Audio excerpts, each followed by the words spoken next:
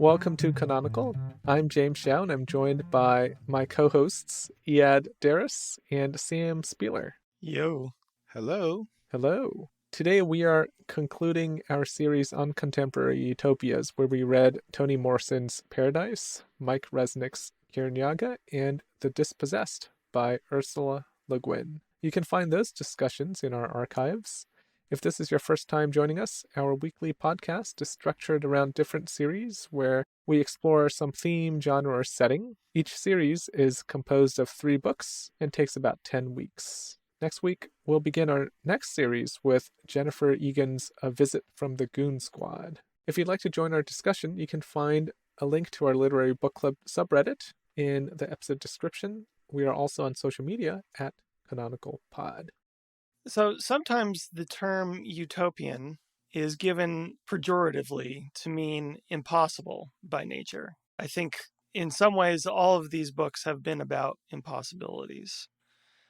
However, if everything about a utopia is impossible, what would the point of writing about it be? Or to put it another way, I think utopian thought frees us from the limitations of day-to-day life and thinking. But I don't think there's much point in reading about a utopia unless it has some real-world consequences. I felt in reading these stories that there is a clear hierarchy in my mind of the usefulness of these stories. From your readings, what might actually be applicable to our world from these books? Well, I think that your question could be flipped around. You're saying, why should we spend time thinking and writing about utopias? And the flip that I would offer is, can we stop thinking about utopias? Because it seems to me like even if we didn't want to think and write about them, we would end up doing so. I think that talking about a utopia is just a natural consequence of our desire to look at our world and want to improve it in some way. And then after you start improving it, you say, well, what would the world look like when there was nothing left to improve? And that, to me, I don't think will ever go away. If you're saying, are they useful? I would say maybe not, but I don't think that's the reason why they exist. I don't think that they exist because we can do something with them, but maybe you want to say it's masturbatory. It's something that's fun for us to think about. Sam, you're talking about what's the usefulness. Like, there's a function, but I think like a novel of ideas, the important part is the exploration of the idea. Insofar that an exploration of an idea is useful, then a utopia is useful. But there's nothing for me specifically useful about a utopia versus something like The Moviegoer or some other novel of ideas. What's useful is the fact that you are presenting and contemplating an idea. It's because a utopia is a subset of novels of ideas.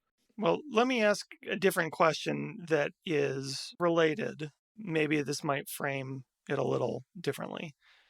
Is there anything in these stories that offers a positive depiction of utopias or utopian thought? I would say no, but I think this is something that came up when we were talking about Kirinyaga. People placed that novel in a tradition of anti-utopian fiction, where the point of the novel is not to argue in favor of utopias, but rather to argue against utopias. And in one sense, I would say that could be the way that they're useful to us, is that they make us skeptical when people try to sell utopias to us, or they try to sell some sort of world-changing ideology to us. So that could be one way that these stories are useful. So Sam, what is your hierarchy of usefulness for these stories? I felt like Paradise has the most real-world benefits, but at the other end, I think Kirinyaga is maybe the least useful. Even though it does deal with history a bit, it feels false to me. Right in the middle is The Dispossessed. I think there are some things to take away from that, but it's also very fantastical. Is there a distinction in your mind, either of you, between a utopia and a haven, like in Paradise? To me, in Paradise, it seems like it's less of a utopia and more of a sanctuary. Which place? The city of Haven. Yeah, Haven. Haven or Ruby? Both, I would say. Yeah, I mean, neither are very utopian. At least we don't get enough details for me to describe it as utopian, but they both seem to be sanctuaries. Sure. In a utopian society, there's this sense that it is impractical and unachievable, but it's been achieved. In a sanctuary, it's more of a fact that they are escaping from something. This is something that we had talked about actually a little bit on Reddit. Basically, the idea is there a difference between something being a utopia in the kind of full sense of the concept, which is that it is perfection, and something being as good as you can get, which is what I think you see in Ruby in the novel. And if people are living in a society, is it important that they recognize it as a utopia for it to actually be one? In my mind, I don't think that a utopia, in the sense that it is an actual perfection in every way that is valuable and meaningful to people, is possible. But if we are going to call anything that can happen on Earth a utopia, then a town like Ruby seems to me it fits the bill. Switching gears a little bit, the Dispossessed was published in 1974, and both Paradise and Kirinyaga were published in 1998. When I was searching for a utopian book for this series, I had difficulty finding anything newer that also seemed sufficiently literary. So I'm wondering, are we seeing less non-dystopian utopian fiction? Yes. Yeah, okay. Why do you think that is? I mean, I have a lot of different answers, and I think it's actually probably, if we were to discuss this in full, it'll be a very long discussion. Part of it is how our attitude toward technology has changed. And something I want to discuss later is what role technology plays in a utopia. But I think people have become much more pessimistic toward technology. And so when you forecast the future, it's much harder to be optimistic about it. Another aspect of it is the postmodern aesthetic. In a lot of our conversations, Eyad often wants something that's more ironic in its gaze, and a utopia can be ironic, but I think if you are really writing utopian fiction, you can't be ironic. You have to It's much more earnest. treat it seriously. Yeah, I mean, that's what utopias are. Like, they're serious, like you have to be serious in presenting a world that has, no flaws. I mean, it's something that we talked about in Kirinyaga, I think, where maybe Resnick is just too earnest. And then I'd also say that our attitudes toward social progress has changed since the 1950s, definitely. I don't think you would have someone write something like Asimov's Foundation series now. In that series, he takes what at the time was not cutting edge, but was kind of pop social science, and he extrapolates it in a fictional sci-fi world where you can predict the future. I mean, that's obviously not postmodern, this idea that you can predict the future. So certain ideas about how society progress have changed. And I think in a utopian society, you are making some positive claim about the future. It's much harder to make a positive claim, not positive in terms of like happy, sad, but positive in terms of like a real claim. I think it's much harder now to make a positive claim about the future. I am surprised actually that Kirinyaga was published in 1998, because if you had told me it was published in 1968, I would have believed you. Like, the authorial voice and the style is just so clunky that if you told me it was much older, I'd be like, yeah, that makes sense. But kind of more to James's point, for me, I think that the difference that I see is that the gap between our real world politics and utopian politics is actually narrowing. So what I mean is that in the past, I think the policy concerns might be set around something more tangible, like people might have a goal like no more wars, or everyone should have something to eat. Now people have goals like everyone should respect everyone else's feelings about a topic that seems so simple to other people that they never even thought of it before.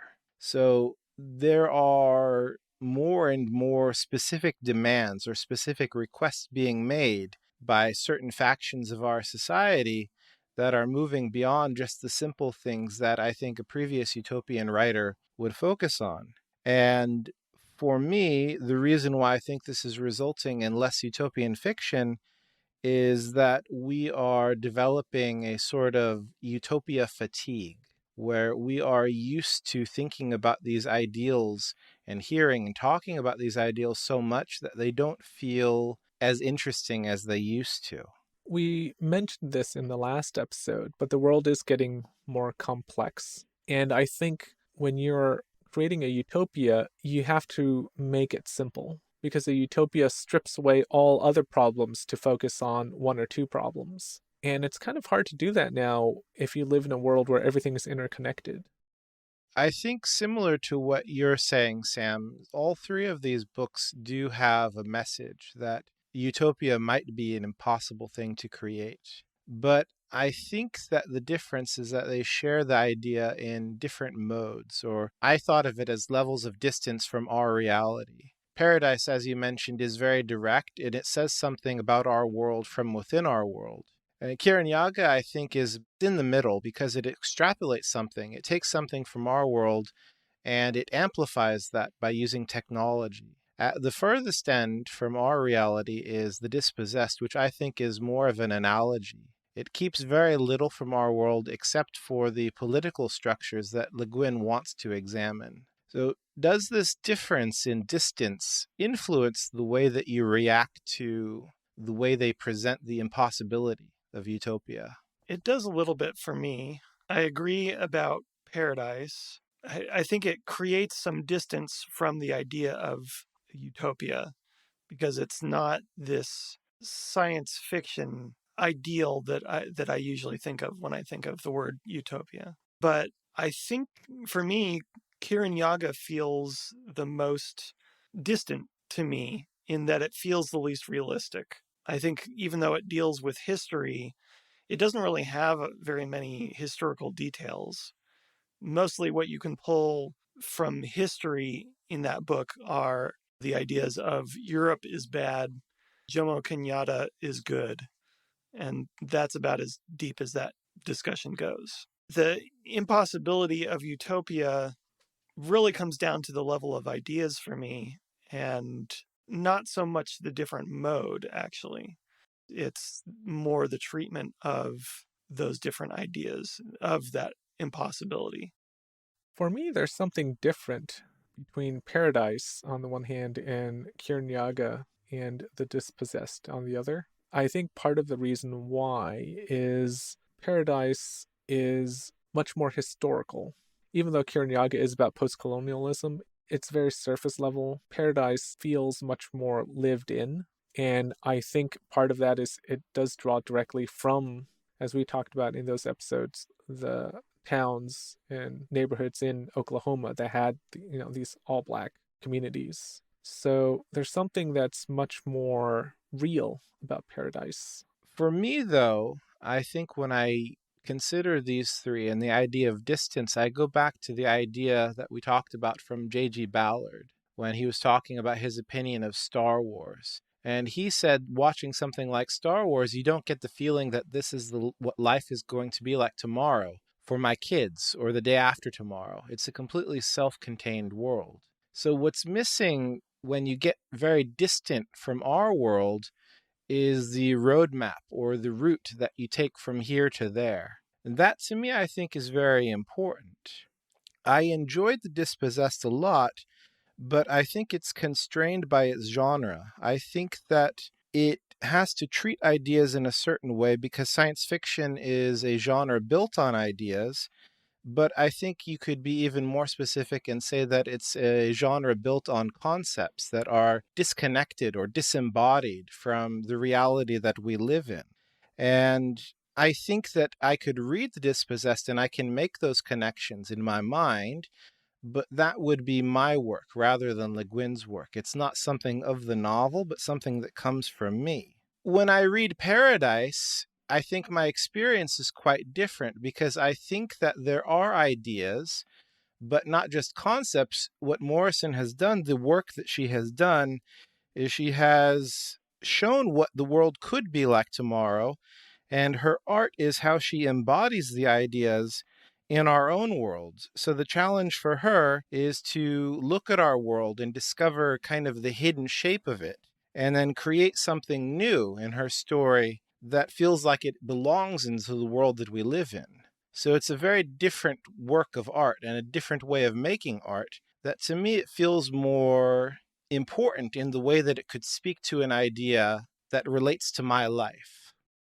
I get what you're saying, but I think the level of distance is a little bit of a fallacy. I think there is a level in distance between Paradise and the Dispossessed.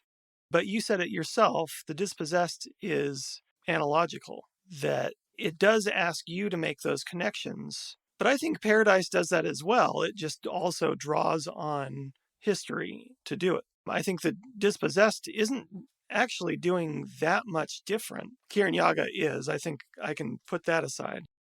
But I think that Dispossessed, even though, no, we don't have two planets that are radically different from each other, circling around each other with these different systems, but I think asking you to do a little bit of the work, I don't think that's all that different from what Paradise is doing.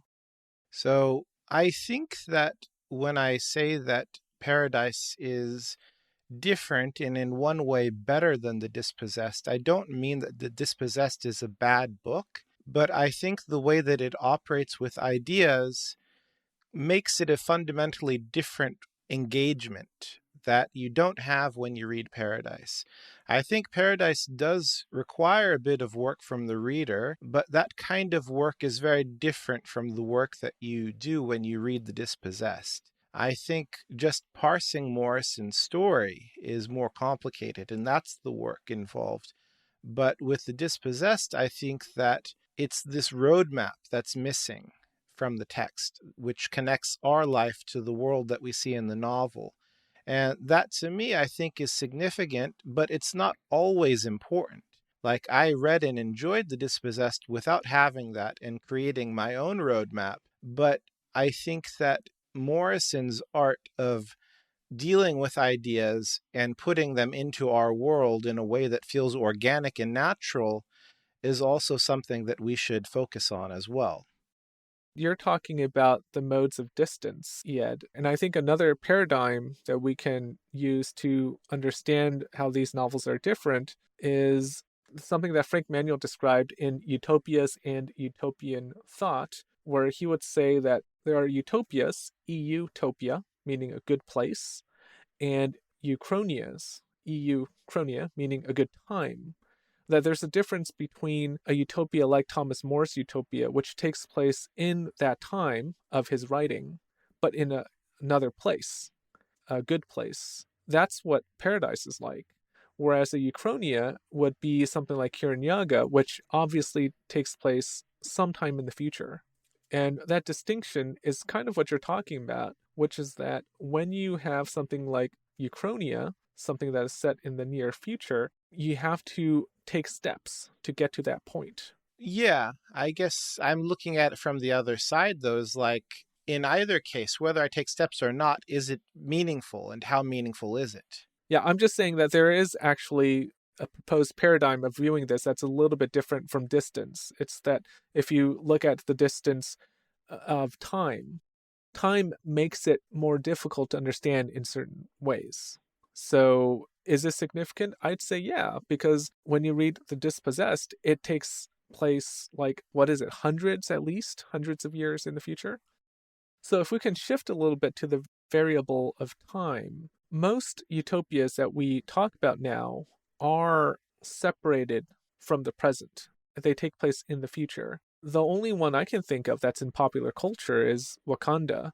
In the Marvel Cinematic Universe, it's a utopian high-tech society set in Africa. But most utopias that we read about are set in the future. So do you think that it is possible for a contemporary utopian work of fiction to not be science fiction? I would say so. I don't think that science fiction is a necessary part of it, but it is very commonly a part of it. One reason why it may not always be science fiction, but it almost always is because we often do think about utopias as uchronias, that it is something that will take place in a better time, that we are saying society now is deeply flawed, and that given time, we will have some kind of more ideal society. Whereas in the past, if you look at utopias as in like e-utopia, like in Thomas More's time, so 15th century, the world being less understood and still being discovered, that there is this possibility of a place that is a utopia. So we've moved kind of from this possibility of a place to this possibility of a time, if that makes sense. And it seems to me that if this is indeed a shift that we've undergone, then we more than likely are limiting ourselves to science fiction as the mode for utopias. It's kind of related to what you were saying before in terms of utopia and dystopia, right? Like if we are living in this time where everything is more or less known and everything is more or less pessimistic, how can you have a utopia set in present day? It seems almost equally naive, but in a different sense. In the EU-topias, Thomas More's version, it's limited by what we know of the world or what is out there at a given time. But what you're saying with Uchronia, it's assuming that, at least in the fiction of whatever story that we're talking about, that we're not there now, but someday we will be. It seems like the same level of naivete, but just in a different format. I don't know if this violates your rules about what science fiction is or what it encompasses, but I think, it could be that it's something in the future, but it could be just an alternate timeline or an alternate history. And James, if you consider both of those to be properly within the domain of science fiction, then I would say yes, it must be science fiction in order to satisfy those requirements. But I think that the more important thing is that these requirements are really much more a matter of convention than they are the need for space in the world or time in the world to find such a place. Like it's just to do with what we expect from fiction. I chose Paradise to push against the convention that utopian fiction must be speculative fiction. And I think in the same way, I could ask why most people don't consider Paradise Lost utopian fiction. To me, I see them as both centered around utopias and focused on people who lived in utopias. So why would they not be utopian? Yeah, that's the other thing I was thinking about, which is that Paradise took place in the past. It doesn't take place in our contemporary world. Like even at the time of Morrison's writing, it did not take place at that moment in time. And it led me to think about, for example, Camelot, which is also something that took place in the past, is also a utopia. I think that's what's interesting is that there seems to be in today's world some kind of distance of time, that we can't really visualize the world right now as having a utopia.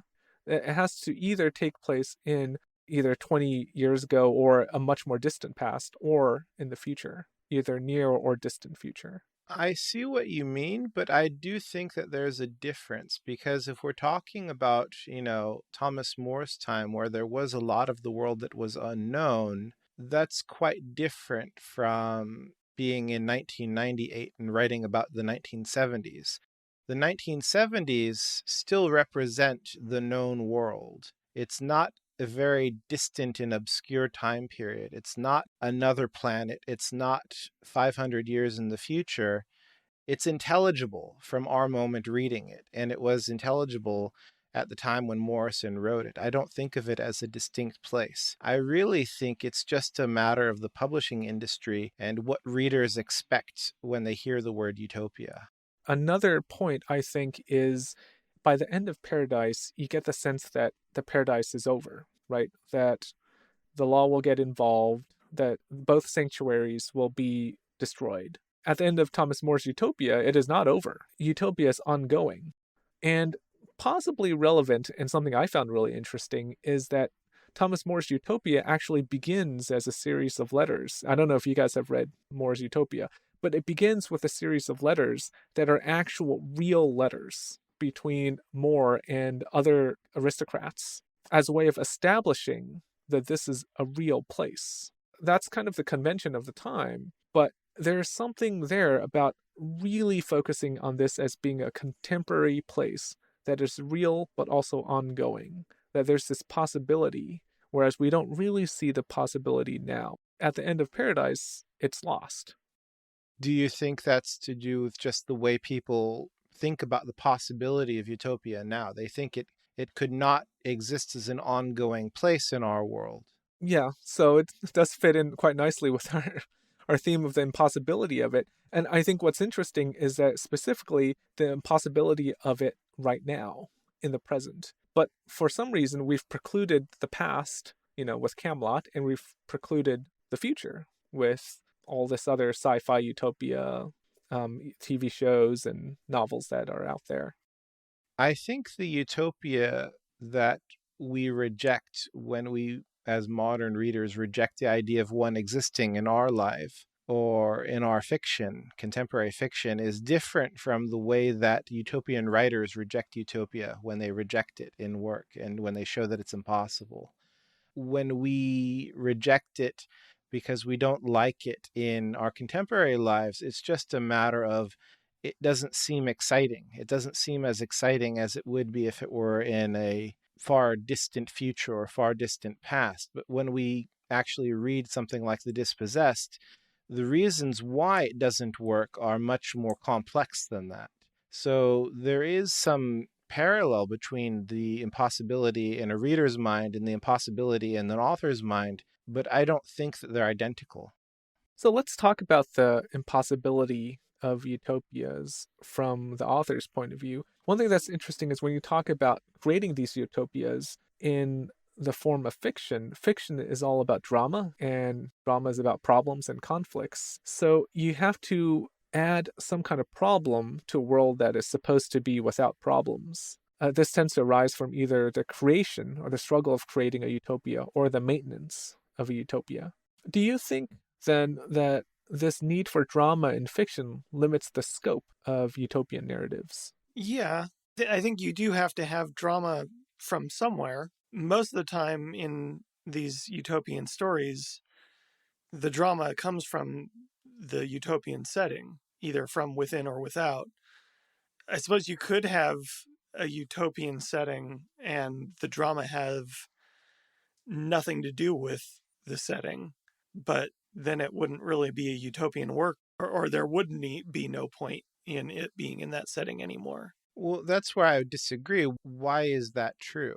Why does being in a utopian setting have to be the point of the drama in the Well, story? okay, let's put it this way. If you took the TV show Friends, and instead of being in New York in the 90s, it took place in somewhere in some utopia where Anaris. sure, an Anaris. Why? What's the point of setting it there? Well, I go back again to Paradise Lost. Like, Paradise Lost is not about creating or maintaining a utopia, but there is drama in the story, and the drama comes from outside. So I think that coming from outside is a way of circumventing that. It requires something that a lot of other writers won't be able to achieve because it requires divinity. Basically, you have to accept that a perfect God can make a place that is entirely perfect and entirely self-sustaining. And if you accept that, then what do? You find the drama elsewhere. But aside from this idea of the Garden of Eden, it would be very difficult to create a similar situation in another work of fiction. But I still think it would be possible to have a story that involves utopia where utopia is not the source of conflict or the source of tension. Would anyone read a narrative text where it's about how great it is to live in Anaris? If that were the only thing, I don't think people would be interested. But I mean, what if it were a novel about how great it is to be a man and how everything goes your way when you're a man? Like, people wouldn't read that for the same reason because it's boring. Because I could see possibly some interest in the fact that it is a novel place, but without drama, it's kind of like propaganda, isn't it? Yeah, the only way I could see that sort of working is if it's deeply ironic. And even then, you would need drama coming from somewhere. Here's an idea. Let's say Anaris is a sincere utopia And because the people on Anaris are so kind, they travel to other planets to evangelize their method of creating utopia. And the drama in the novel is the conflict that they have with the people on those other planets. See, that falls into, once again, how conflict either comes from the creation of or the maintenance of a utopia, right? That would be the creation of a utopia. But they already have a utopia. Utopia is not an impossible thing. It's just that they have it and they love it so much that they want to share it with other people. I really just think it's just convention. It's just these are the ways that we typically think about utopia in fiction. And that's the reason why we come up against utopia as being absent of drama. And that's why we have to add drama in terms of the impossibility of creating one. But then, even then, it's not really set in Utopia. It's set everywhere else but Utopia. They're talking about Utopia. Well, do you think is that the defining feature of a utopian novel? Like the novel that I just described, if they are trying to tell people about utopia and convince them to do something, that to me is very much still a utopian novel. It still deals with the same ideas. Yeah, I guess so. It seems to me that you can almost take a structuralist approach to utopias where either the conflict is the external force that threatens to corrupt the ideological purity of the utopia, or I guess in your situation, the utopia threatening the ideological purity trying to spread to the heathens who are not ideologically pure. Or there's an internal threat that comes from the dynamism of human society, that people inherently want things to change and to be better, so that utopia becomes impossible because we always think there's something that can be bettered. Do you think that's true? Do you think that in a utopia, eventually you will have one or the other, and that the creation of a utopian work of fiction has to be either one or the other? It seems like it's easy to pair everything into those two main camps. And I can't think of another example that doesn't fit into one of those two. So if we take utopias out of it, then do you think that, human societies will always be composed of polar ideologies? And then the other side of that, the interior tension, do you think that reformation and revolution is an inevitability in human society? I would say no to the first one for sure. I'm not sure about the second one, but when you say that it will always be composed of polar ideologies, that seems to be ignoring the trends of history. I think that societies move along trends, and as things progress, the opposite of certain things that are valuable to people become impossible because people see these new ideologies and new ways of understanding the world, and they can't bear the opposite any longer. So there will be competition in ideology, but never polar opposition. That seems too binary to me. I don't think it's always polar opposites or anything. I agree, but I also think that our dumb primate brains like to simplify things. Even in like ancient China, you have the civilized world and the barbarians beyond the walls. Like, even though there are certainly a multitude of ideologies, I think we have a tendency to just say, this is what we are, and those people are the opposite. You see the same thing in like the collapse of the Roman Empire, where you have the Romans who are the civilized and the barbarians who are against everything we believe in. I think there's a tendency for people in how they deal with complexity to simplify things into what we are and what we stand for and the opposite. Do you think that that simplification represents the reality of different ideologies, or is it just the way that they think about things? I think it doesn't represent the reality, but when enough people think about things through this lens, then I think it doesn't even matter.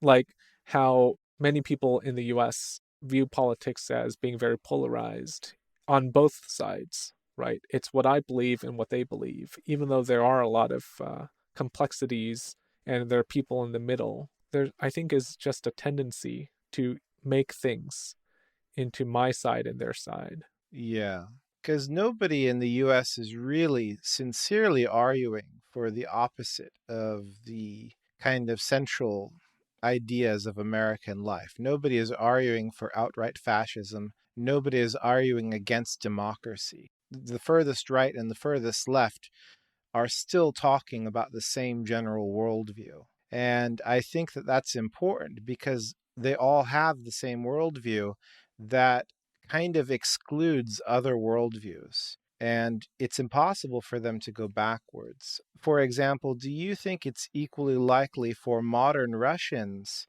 to choose USSR-style socialism as it would be for serfs in Imperial Russia to choose USSR-style socialism? Like, I think that they would definitely not choose it in the first case, and history shows it that they definitely did choose it in the second case. The experience of liberal-style democracy or the experience of private wealth is sticky in a certain way. Like, certain experiences or ideologies are sticky in the sense that they create kind of a one-way door. And once you've had this experience, you can't go back to the opposite.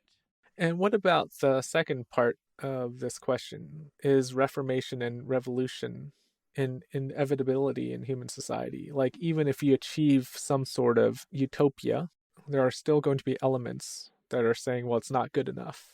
Well, I think there's always going to be room for improvement. And I think if we're to take anything from Kirinyaga, I think the idea that is most interesting to me from that book is that a good utopia has to be able to change and has to be able to adapt. So in that sense, I think it is inevitable. I mean, I noticed that you say a good utopia. That to me seems almost like a worthless word, you Yeah. know? Like, if a utopia is utopia, it has to be perfect. What I mean is, his point in that book was that it isn't a utopia if it's stagnant. I don't know. I mean, maybe I'm just too analytical, but I think of it as literal perfection, where you just like living life constantly elated, constantly full of joy. But I mean, And that that to isn't me, it's obviously impossible. right.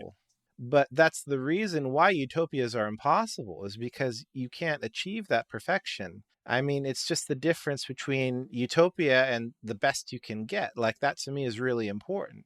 That goes back to what I was talking about at the beginning of this, is why even discuss it if it's completely impossible? If we take the utopia idea, especially from a book like Paradise, where it is more figurative, I think that has worth to it. Not that we were seeing a real utopia there, but even if you just look at a moment from Ruby's past or from the convent's past, if you took out what happens at the end, there are utopian elements. I think that is the thing to take from any of these books, is that not that you're always reaching for an expected perfection, but that you're reaching for a utopia that you want, even if you know a full utopia is impossible. Well, here's a hippy-dippy, the real utopia is the friends we made along the way kind of question. Does a utopia have to be permanent? Can you have a utopia that lasts like 5 years? I just recently finished watching this TV series, The Good Place. And at the end of that series, they have the same idea where they get to heaven and they realize that after a certain amount of time, you want to stop. Yeah, spoiler alert. Have you seen the show? I have, yeah. Yes, I've seen it. I'm talking about the 4 listeners who are now turning this podcast off in disgust. 2 now. Oh, man. Well, I'm sorry for you 4, but you just had it ruined for you. I mean, it's the same idea, right? Like, if there is perfection in the literal sense, is it something that you can be tired of? I would say no, but that's just my way of thinking, because in real life, there are no perfections. This is actually one of the critiques that I've read about the ending of The Good Place, which is that they don't actually accurately portray heaven. Because how can you get tired of heaven? Yeah, I mean, that's the thing, is like we're taking our life experience and we're using the same rules for an afterlife experience. All right. We'll have to stop here. Thank you for listening. If you've got some opinions on utopias and the impossibilities or the possibilities of utopias, let us know. We are on Reddit. That link is below. You can also find us on social media at Canonical Pod. And if you'd like to support us, you can use our bookshop.org link to buy some books. We'll be back next week with a review of Jennifer Egan's A Visit from the Goon Squad. Till next time, happy reading. We'll talk to you soon.